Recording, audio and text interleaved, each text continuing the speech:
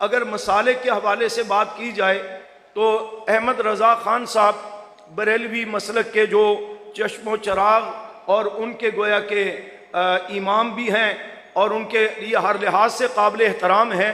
उन्होंने फतावा रज़विया लिख कर उसके अंदर गुस्ताख़ सहाबा के लिए खुल करके जो अपने नज़रिए का, अपने अकीदे का इजहार किया, फतवे दिए, जिसको अमली ज़बान खादम हुसैन रज़वी साहब ने पहनाते हुए सहाबा के दुश्मन को हमेशा आड़े हाथों लिया।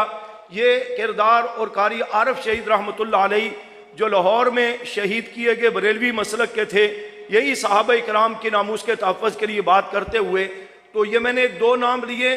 इस मसलक का भी इस उन्वान के ऊपर मौलाना मोहम्मद अली रहमतुल्लाह अलैह लाहौर से थे, जिन्होंने तहरीरी अंदाज में गुस्ताख़ सहाबा के ख़िलाफ़ तोहफ़ा जाफरिया की 16 जिल्दें लिख करके उसको अच्छी तरह उसकी गिरफ्त की है। ये पूरा एक किरदार इसके ऊपर मौजूद है। और अगर अहले हदीस हज़रात के उलमा का इसमें किरदार देखना चाहिए तो जहाँ बहुत सारे उलमा का किरदार है, वहाँ अल्लामा एहसान इलाही ज़हीर शहीद रहमतुल्लाह अलैह, जिन्होंने अरबी इंग्लिश में लिटरेचर शाया करके दिफाए सहाबा में अपना किरदार भी अदा किया, जामे शहादत भी नोश किया। ये सिलसिला चलते चलते आज ये कोई नई बात नहीं कि बरेलवी हजरात भी, देवबंदी अहले हदीस हजरात भी सब सहाबा की बात कर रहे हैं, उनकी नामूस की तहफ़्फ़ुज़ की बात कर रहे हैं। ये अव्वल रोज़ से इनकी ईमानी तकाजा भी था, ईमानी गैरत व हमीयत के बुनियाद पर यह मुतालबा भी था कि पाकिस्तान की सरजमीन पर कानून होना चाहिए कि जो सहाबा की गुस्ताखी करे उसको सज़ा मिलनी चाहिए।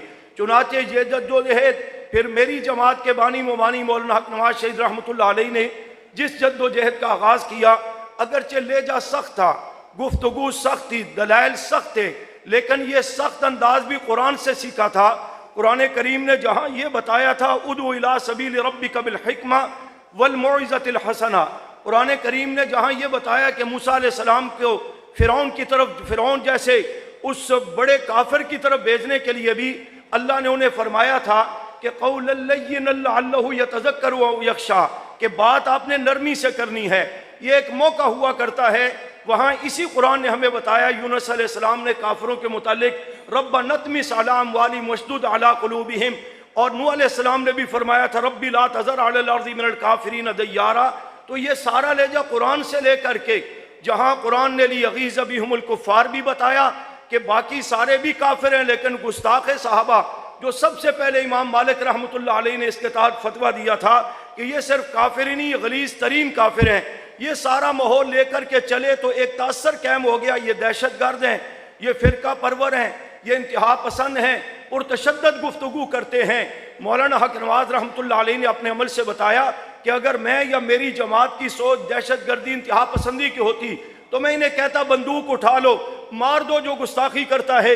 अभी इस तरफ बात नहीं है, बल्कि मौलाना हक नवाज ने इलेक्शन लड़कर, फिर मौलाना इसारुल कासमी ने असम्बली में जाकर, 3 बार मौलाना आजम तारक साहब ने असम्बली में जाकर, इब्राहिम कासमी साहब ने असम्बली में जाकर, खलीफा अब्दुल क़य्यूम साहब ने असम्बली में जाकर, इन सब हजरात ने अपने अमल से बताया हम गुस्ताखों को बर्दाश्त तो किसी सूरत नहीं करते, लेकिन एक मुल्क में रहते हुए उसी मुल्क से कानून चाहते हैं कि जो पैगंबर साहबा अहले बैत की गुस्ताखी करे उसको सजाए मौत दी जाए, कानून उसकी जबान को काटे, कानून उसकी गर्दन पर फंदा फिट करे, ताकि आइंदा कोई पैगंबर साहब अहले बैत की गुस्ताखी करने की जसारत ना कर सके।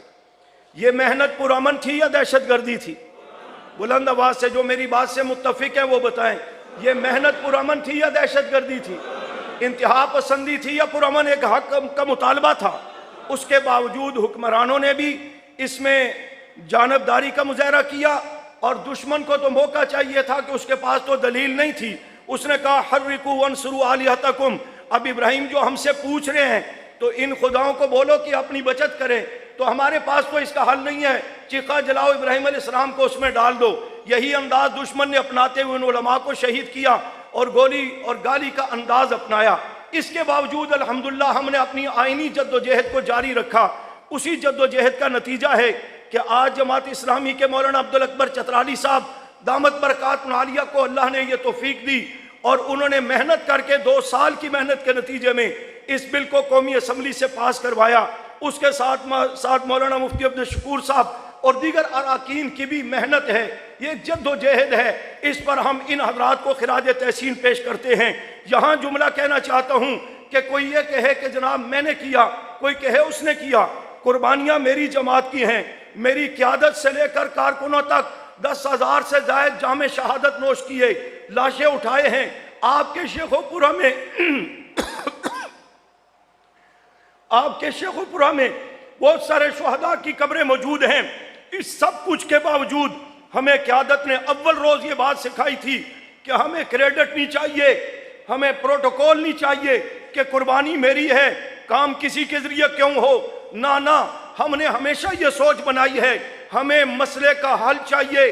वो ज़बान, वो कलम जो कुत्ते की तरह भौंकती है, सहाबा को वो कानून के ज़रिए कटती हुई नजर आए, चाहे वो कानून मौलाना फजल रहमान साहब के ज़रिए बने, चाहे वो कानून मौलाना समीउल हक साहब के ज़रिए बने, चाहे वो कानून मौलाना अब्दुल अकबर चतराली साहब के ज़रिए बने, या दीगर मजहबी सियासी जमातों के ज़ुआमा उलमा जो असम्बली में हैं, किसी के ज़रिए भी बने। हमें कानून चाहिए कि सहाबा की गुस्ताखी रुक जाए।